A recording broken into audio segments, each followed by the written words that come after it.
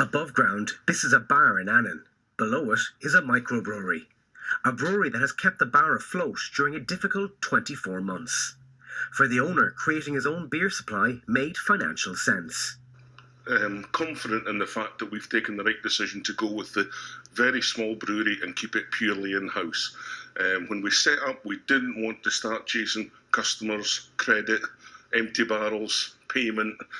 We just wanted it for upstairs. And because we're known as a real ale pub, we wanted the proper beer tickers to come along and sample our beer here. I didn't want them to go anywhere else to taste my beer. With lockdown restrictions lifting in Scotland, the surge for beer and whiskey hasn't arrived, but the costs have.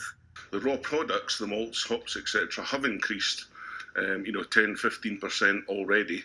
I luckily don't buy the thousands that Heineken does. But as far as the bar's concerned, we've already had to put prices up 20 pence a pint, and that's just a direct transfer. It is not just brewers that are under pressure. Similar issues are being faced by the makers of whiskey, gin and rum.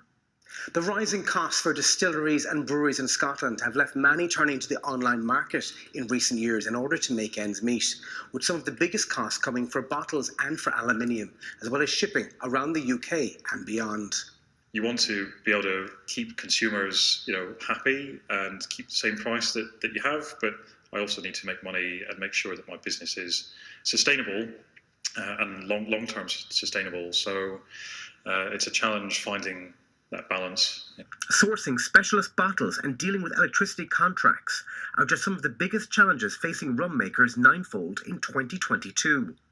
You have a particular look or brand that you want to try and maintain. You don't have any choice but to stick to a decision you made a couple of years ago or 4 years ago, before all this kicked off.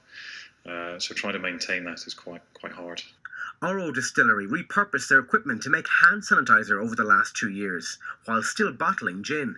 So we've managed to sort of luckily keep everything going in a good direction. But the last 2 years also then led to the supply chains, which have really hit us.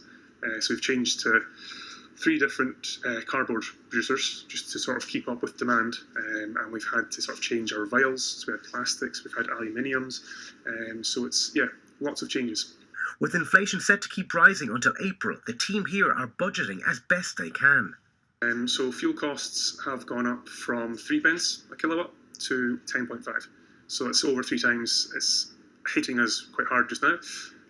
Our packaging has doubled in the last 15 months. The distillery is optimistic that demand from tour groups and tasting sessions will pick up in the summer months.